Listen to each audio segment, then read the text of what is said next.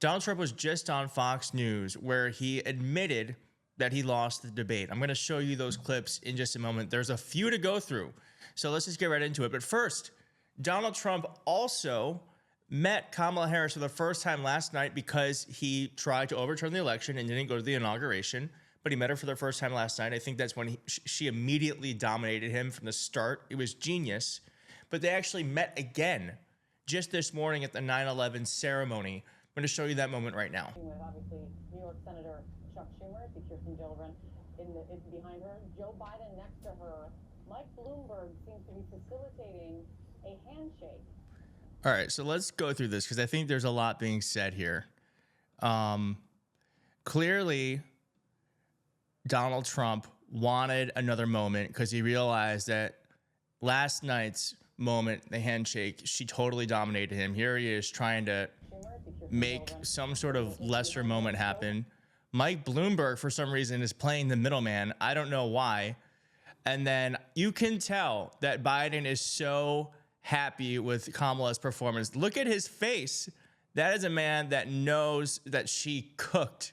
And then I just want you to pay attention to the handshake itself. Mike Bloomberg's kind of covering it, but you can tell he's trying to like pull her hand in and she's not giving in.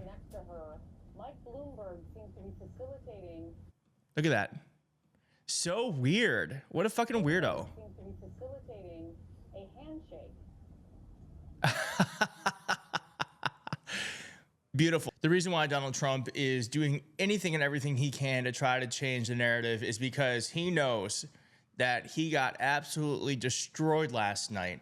A CNN poll found that about 65% of undecided voters who watched the debate last night found that Kamala Harris won. I'd like to speak to the other 35% because I don't know what the hell they saw that we didn't all see.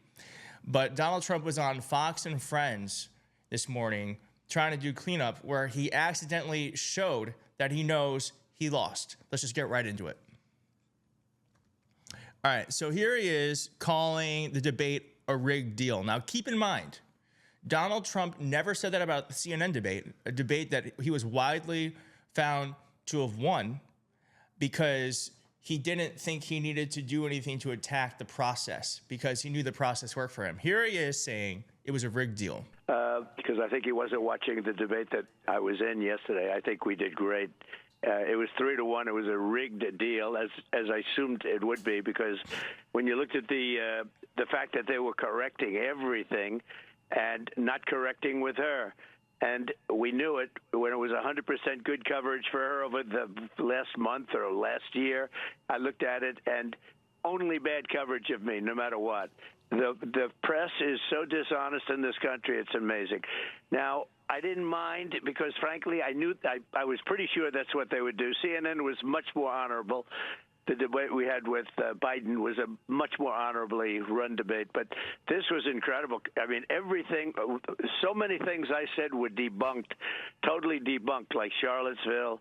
I have a list of 7 different things, and she could say anything she wanted, everything. Every time I spoke, and my stuff was right, they'd correct you.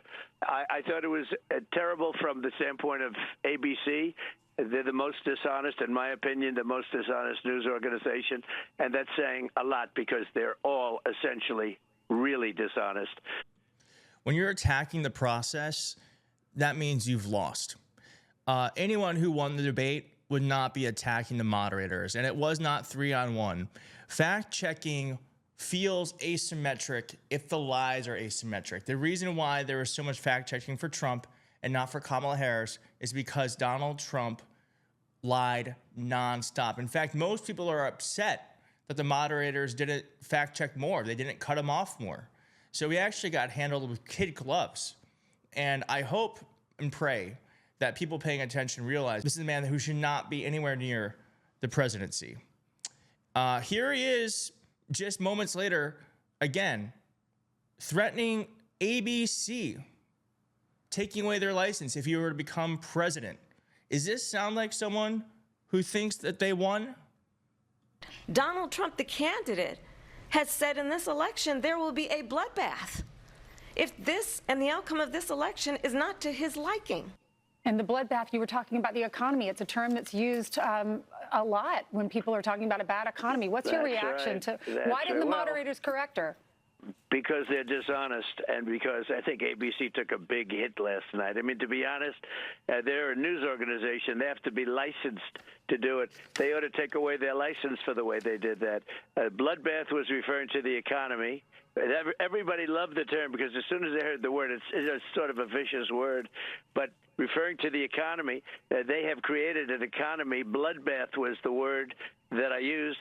And it was fine in that context. And they were trying to make it sound like there was a riot or something, and it was a bloodbath. IVF, I was a leader on IVF. So the bloodbath he's referring to is when there was a day where the stock market had a hiccup, and Donald Trump said that there was going to be a bloodbath like no one's ever seen. And sure, perhaps he meant it like that. I don't think so. But even if he did, he was wrong about that too, because the economy is now purring. And inflation is at the lowest point since it began rising in February 2021. So the economy is doing quite well. Of course, it needs to be doing better for all folks, but the economy itself is in no sign of collapse. And here is the clearest sign that Donald Trump knew he lost, because he demanded a reporter ask a random diner who they thought won the debate, because he needs his like bruised ego needs to feel validation. And this is not something that he'd be doing if he felt like he won. And I hope that Lawrence, if you're listening, Lawrence, I hope you go and do a little shout-out poll. And I don't know the people there, but I love the people there. I can see it. But why don't you do a shout-out poll who they thought won the debate last night? It would be great. You know, we always do the poll at the end, Mr. President. I think you. Why don't you do it while I'm on the? Yeah, but I'm on the phone now. Okay. So. And I hope. What a sad, sad man. I know. I just want to end with this: is that someone very smartly wrote. I'm gonna pull this up right here. She told him right to his face how easy he is to manipulate, as she was manipulating him. And that really is, to me, like the headline for all of this is this is not someone with the temperament to be president. We know that because he was president. He has shown that he has not grown at all. He has not changed. He will never change. And he was baited hook, line, and sinker.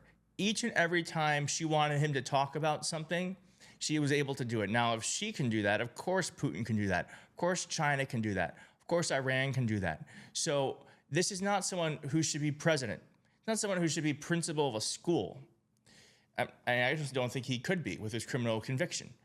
So we have to make sure that we take this energy for the next 55 days and bring Kamala Harris past the finish line. I think she's going to win, but she's only going to win if we all show up and do the work necessary to make sure that it happens. I don't know what's wrong with you young people. You think you just fell out of a coconut tree?